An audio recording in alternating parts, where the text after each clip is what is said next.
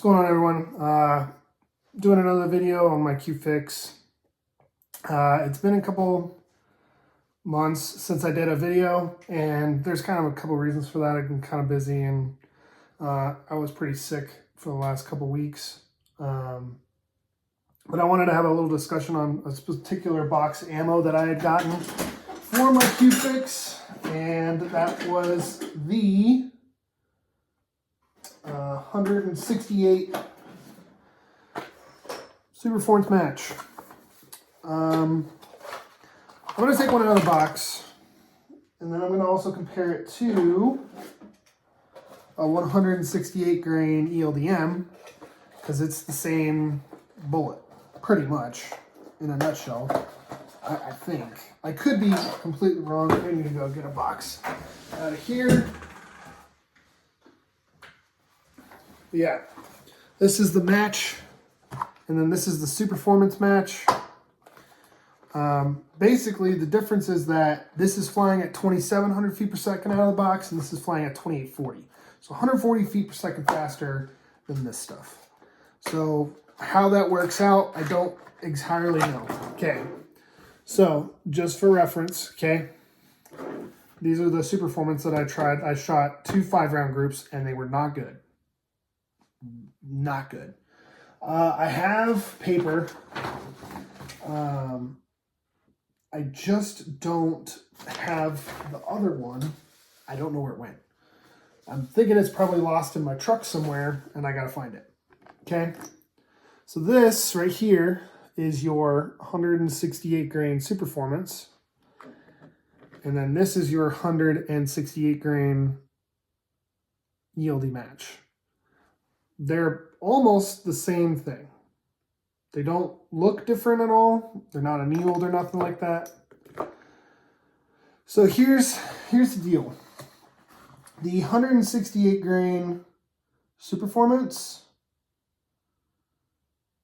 I have 2 sets of 5-round groups. The first group that shot was a 2645.2 and with a standard deviation of 10.8. It's pretty good. I have data for this. I got to pull it up on a different app. And then the the second group was 2651.4 with a standard deviation of 6. So this being flying out at 2840, I'm losing almost 200 feet per second out of the box. But obviously, that's because we're out of a 16-inch barrel. And that's just how that works out. This is the configuration that I shot it in, just to show that it's empty and clear. Okay, I'm not going to insert that back in because YouTube. That is how that is, okay? Pretty much cleaned the barrel flat out. It was pretty fouled up. I cleaned the crap out of it. I ran some 168 grain boat tail hollow points through it, and then I ran some of these through it. I'm super curious as to why this ran the way it did, but the groups were horrible. Now, I think it's me. I think it's 100% me. I don't know exactly how to put it out there. I might just be a terrible shot. But this brings an interesting point that this is flying 50 feet per second slower than this is box spec. This, however, is flying out of my rifle. I'll pull this up right now. If I pull this up in my shooter app, this is flying at 2518. So I'm 190 feet per second slow on that. I don't think I'm ever going to buy another box of this again, only because this is flying that much faster. What is it? What did I say? It was flying almost 100 feet per second faster. 2651 over 2518. So 140 feet per second faster out of this. It's pretty good. It's pretty impressive. However, Hornady pulled this off. Also, the BCs on this are a lot, pretty much the same, I believe. They don't actually list them on here, which is very odd. But the ballistic coefficient for G7 on this is 263.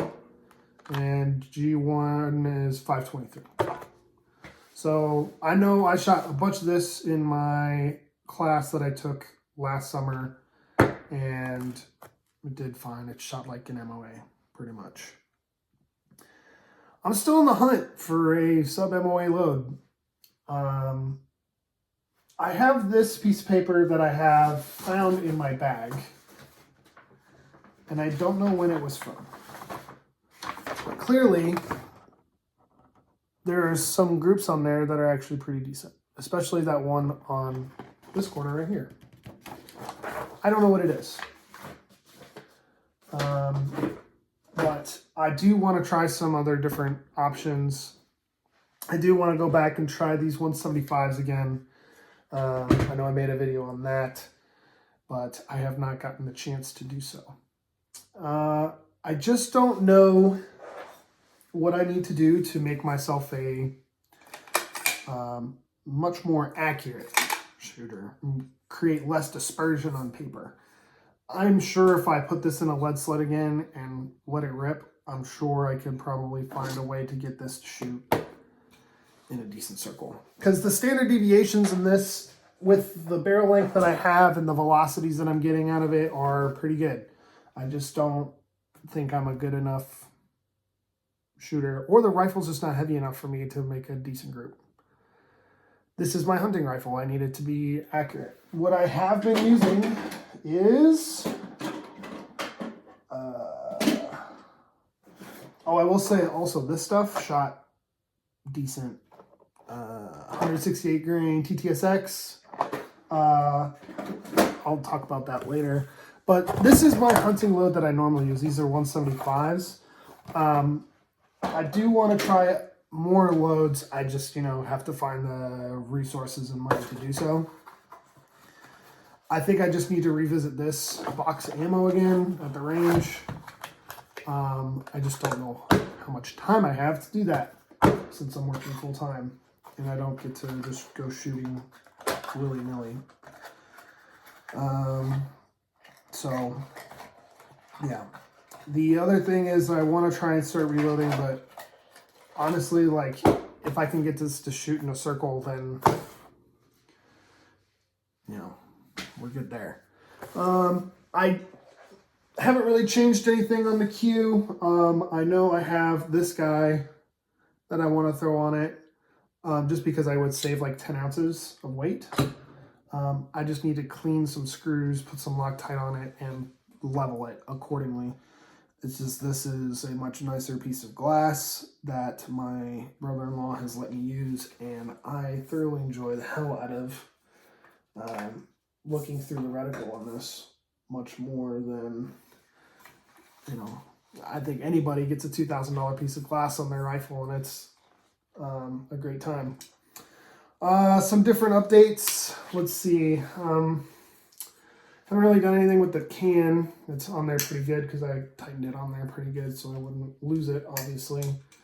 And I don't know how to explain this.